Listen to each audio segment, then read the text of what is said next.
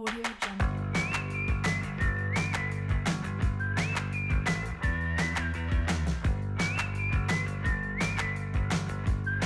Audio Jungle. Hello friends, hari ini kita akan belajar mengenai public speaking. Seperti yang kita tahu bahwa public speaking merupakan kemampuan berbicara di depan umum yang mana kemampuan itu harus dimiliki oleh semua orang dalam berbagai kesempatan. Namun, tidak jarang pada saat kita melakukan public speaking, kita melakukan kesalahan-kesalahan yang akan membuat public speaking kita menjadi tidak bagus. Penyebabnya apa sih? Penyebab yang paling umum adalah rasa panik dan juga rasa cemas dikarenakan kita merasa gugup. Audio Jungle. Untuk menghindari kesalahan-kesalahan tersebut, ada beberapa hal yang perlu kalian perhatikan pada saat melakukan public speaking. Yang pertama yaitu tidak berlatih. Pembicara yang baik pasti akan mempersiapkan segala sesuatu hal yang dibutuhkan pada saat kegiatan public speaking. Di antaranya, materi yang akan dibahas, presentasi yang akan ditunjukkan pada saat perform, dan catatan kecil yang ia buat dan ia pelajari sebelum perform berlangsung.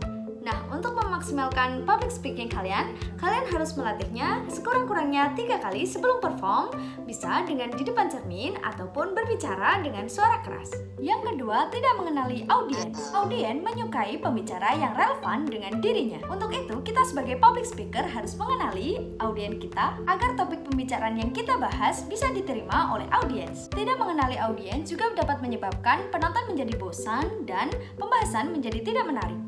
Yang ketiga, pembukaan yang biasa saja.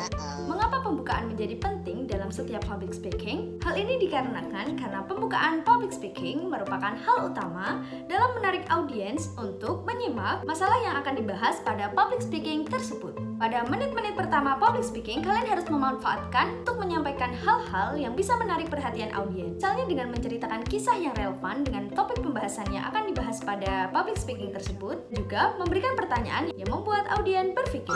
Yang keempat, terlalu banyak membuat lelucon. Tidak ada larangan dalam public speaking untuk tidak membuat lelucon, tetapi tidak boleh terlalu berlebihan. Humor memang dapat mencairkan suasana dalam public speaking, namun sebagai public speaker, Anda tidak perlu berusaha untuk menjadi seorang komika yang mana memberikan humor secara berlebihan kepada audiens. Kuncinya adalah jadilah diri Anda sendiri, dan Anda dapat membubuhkan sedikit humor pada presentasi Anda, yang mana humor tersebut dalam jumlah yang pantas. Yang kelima yaitu sering membaca slide presentasi. Kalian pasti sering menjumpai public speaker yang sering membaca slide presentasi. Memang slide presentasi dibuat untuk membantu Anda mengingat-ingat materi yang akan dibahas pada saat public speaking. Namun, bukan berarti Anda sebagai public speaker terus-menerus memfokuskan pandangan Anda pada slide presentasi. Hal itu akan menimbulkan kebosanan pada audiens. Gunakanlah slide tersebut sebagai sarana visual dari presentasi Anda. Yang keenam, kurangnya kontak mata dengan audiens. Kontak mata itu penting dilakukan kepada audiens untuk menunjukkan rasa semangat, rasa ketulusan, rasa minat, dan rasa tertarik, serta untuk menunjukkan rasa ketidakgugupan dalam melakukan presentasi. Banyak public speaker yang gagal melakukan kontak mata. Padahal komunikasi lewat kontak mata ini merupakan komunikasi nonverbal yang penting dan wajib dimiliki oleh public speaker. Yang ketujuh, terlalu banyak data.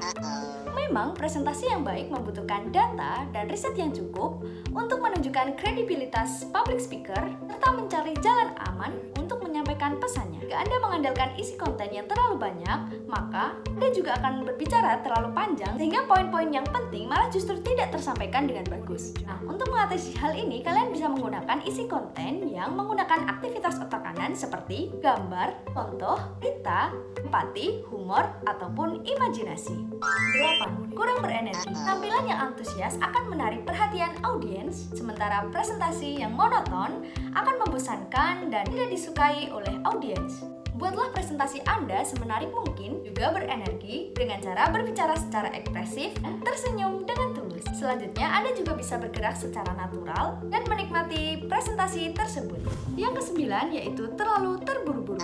Hal ini biasa disebabkan oleh rasa gugup sehingga pembicara tidak dapat mengontrol kecepatan berbicara. Hal ini menjadi penting karena kadang ketika kita berbicara secara cepat, kita lupa berhenti pada poin-poin penting yang akan kita sampaikan. Nah, Anda bisa mengatasinya dengan cara berhenti sejenak sebelum ataupun sesudah mengungkapkan poin-poin penting yang ingin diingat oleh audiens. Oke guys, mungkin itu saja yang bisa aku sampaikan. See you next time.